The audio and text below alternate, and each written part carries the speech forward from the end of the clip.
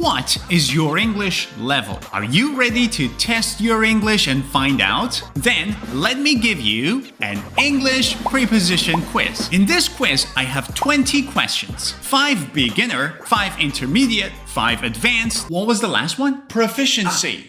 5 proficiency. For each level, I will give you the question with the options. You have some time to choose the correct option, and then I will tell you the answer and I will explain what that phrasal verb means. In this way, you will find out what your level of English is, and you will learn 20 phrasal verbs from beginner to proficiency. Before we start, I want to ask you something. I want you to write down the number of correct answers you have and then share it in the comments down below. Alright, enough talking. Let's start with the beginner level. 5 questions, very easy. Question 1. She is sitting her friend above, next to, under.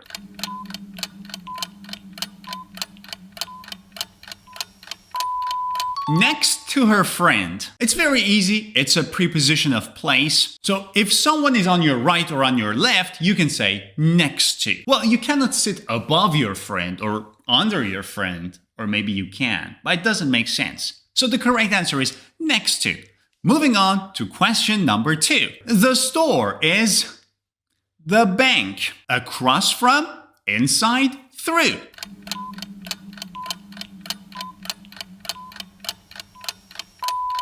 Across from the bank. If there is a bank and there is a street and there is another store on the other side of the street, if you want to talk about where they are across from each other. The store can be inside the bank. I mean, it can, but have you ever seen a store inside a bank? And through is a whole different story. I will explain later. Moving on to question number 3. We walked the park, at the park, on the park, through the park.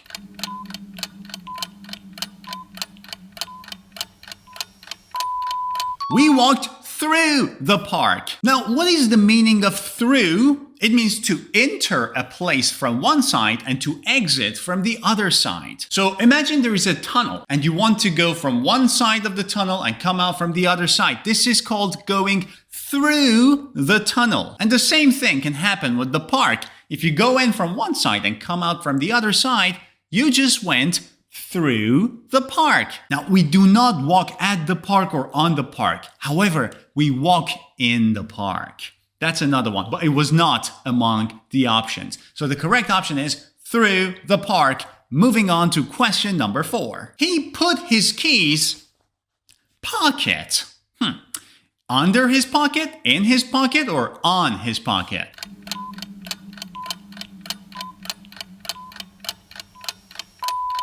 In his pocket. Well, if you have something, you put it in your pocket, right? You don't put it under. How can you put that under your pocket? And don't get me started on. You cannot put it on your pocket. It just doesn't stay there. Easy, right? Last question of the beginner level.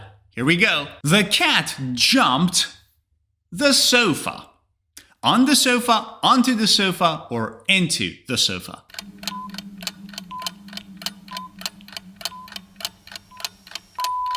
Onto the sofa. That's the correct answer. But what's the difference between onto and on? Into and in? The difference is, when you say on, you're talking about the position of something. Let's say there is a sofa and there is a cat on the sofa. The cat is sitting there or sleeping there. Where's the cat? It's on the sofa. But we use onto to describe movements. So if the cat is not on the sofa yet, but is moving, we can say the cat is going onto the sofa. So onto for movement, on for place. The same is true for in and into. Oh, look at this. This is my finger. Now I'm moving my finger into my nose. I'm moving it into my nose. Now, where is my finger? It's in my nose position. I'm moving it into my nose. It's in my nose. That's disgusting. But it was not in my nose, it was here. That is it with the beginner level. It was an easy warm-up. Moving on to the next one, which is the intermediate level. Are you ready? Here's question 6. He is responsible the project. On the project, for the project, or with the project.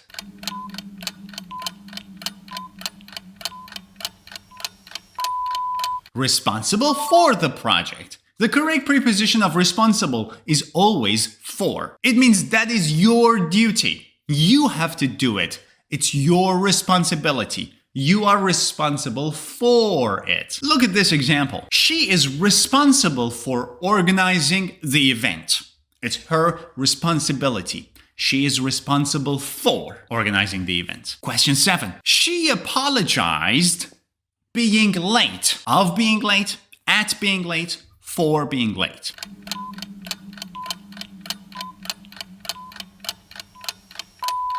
She apologized for being late. The correct preposition of apologize is for. Now, apologize means to say that you're sorry. And we always say apologize for something bad that you may have done. He apologized for forgetting her birthday. He apologized for forgetting her birthday. Oh, sorry, I forgot about your birthday. Question 8. The decision depends several factors on and by.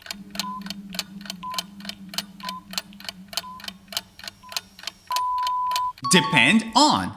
The correct preposition of depend is always on. Now, what does it mean? If A depends on B, it means the outcome of A is determined by B and vice versa. These two are linked. They depend on each other. Success depends on hard work. It means the outcome of hard work is success. Question 9. The novel is based a true story. Based from, based with, based on.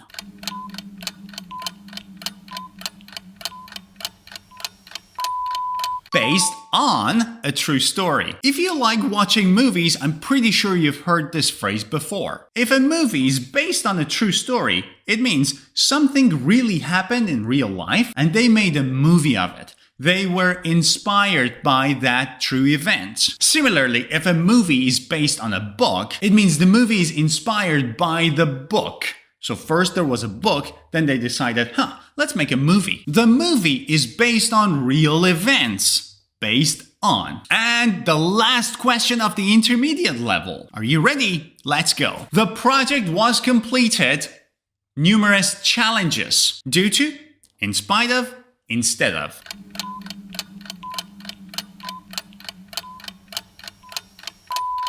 In spite of numerous challenges. Now, read the question carefully. The project was completed, so it was successful. And there were a lot of challenges. So if it was successful and there were a lot of challenges, it was successful in spite of all those challenges. If you say due to, it means because of. Well, look at all these prepositions. Because of, due to, in spite of, responsible for. What is with English? Why do they make all the things so complicated? That's beautiful, isn't it? Anyways, in spite of is used to show contrast. Even though there were a lot of challenges, the project was successful. In spite of. Now, listen up. I've seen a lot of students say in spite and then confuse it with despite.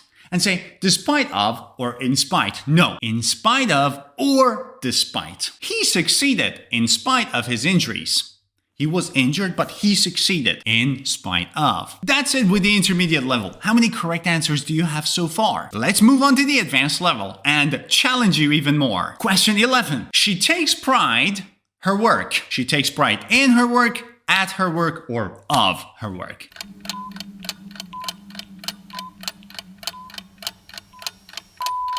She takes pride in her work. Take pride in something means feeling happy and accomplished of your work. You do something very well and you're proud of it. You take pride in that skill you have. For example, he takes pride in his cooking skills. He's a very good chef. He takes pride in his cooking skills. Let's go to question number 2. We were forced to comply the new rules. Comply at, upon, or with.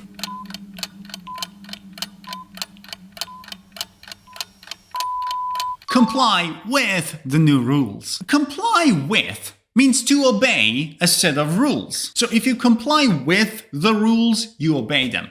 Yes, sir. All employees must comply with safety regulations. They must obey the safety rules. Let's move on to the next question. The findings are previous studies.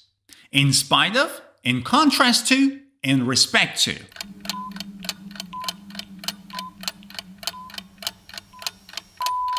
In contrast to previous studies. Now let's check all the options. In spite of means even though something was true, something else was achieved. But the findings are in spite of previous studies does not make sense. So there were previous studies and now there are new findings. They are not in spite of each other. However, if you had previous findings and now you do something new and then you see, these are new. These are not the same findings we had. You can say the new findings are in contrast to previous studies. For example, in contrast to last year, sales have increased. Last year, our sales were lower. Now they are higher. So in contrast to last year, our sales have increased. In contrast to. Question 14. He remained the impression that everything was fine. He remained on the impression, under the impression, in the impression.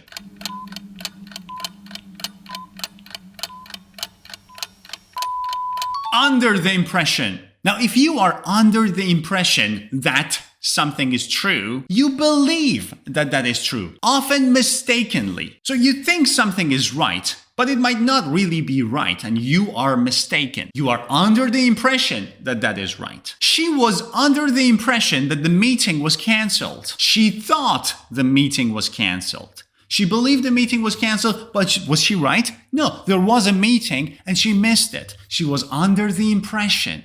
She was believing something mistakenly. And the last question of the advanced level. Now hold on because we still have the proficiency level where I will be challenging you a lot. The company operates international regulations in compliance with, in spite of, or alongside.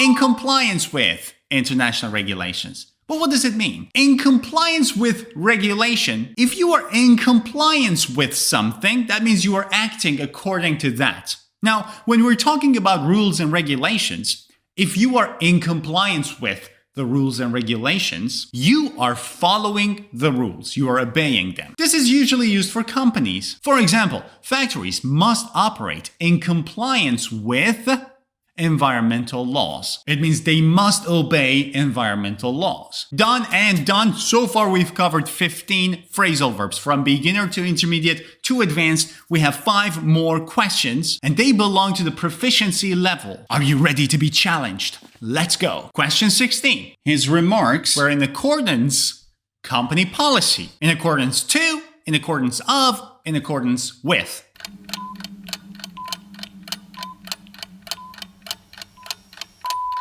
In accordance with. Now, if you do something in accordance with something else, you are doing it according to something else. According to, in accordance with. Just see how they play with all these prepositions. It basically means you are again obeying the laws. You are doing it according to the rules you're given. For example, the decision was made in accordance with company policies. It means the decision was made according to the company policies. It was following the policies that were set by the company. Question 17. She was oblivious the danger around her.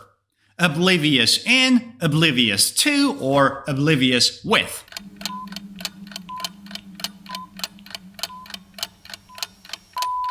She was oblivious to the dangers around her. But what does oblivious to something mean? It means unaware of. You are not aware of the dangers around you. You are oblivious to them. It basically means you're not noticing something that exists around you. You're oblivious to it. For example, he was oblivious to the time and missed his flight. He wasn't paying attention to the time. He was oblivious to it. Next question. He spoke length about the implications of the policy. With length, on length, at length.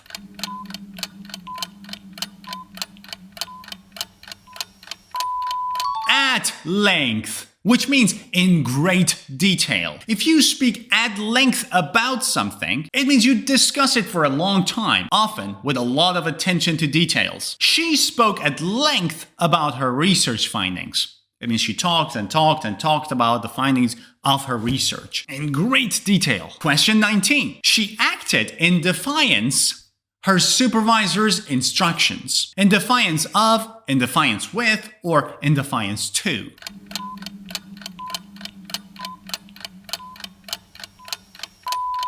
In defiance of. If you do something in defiance of something else, that means you are deliberately ignoring that. You're doing this by deliberately not seeing the other thing. You've been given orders and your supervisor has said, hey, you must do this according to these guidelines. And you say, whatever. And then you do it your own way. You are working in defiance of the instructions given by your supervisor. The protest was held in defiance of the government's ban. It means the protest was held, there was a protest in defiance of, without paying attention to, by deliberately ignoring the government's ban. The government said, hey, there should be no protests, but there was a protest. And the last one, I hope you've enjoyed this test as much as I've enjoyed it. His comments were tantamount an admission of guilt. Tantamount from, tantamount to, or tantamount of.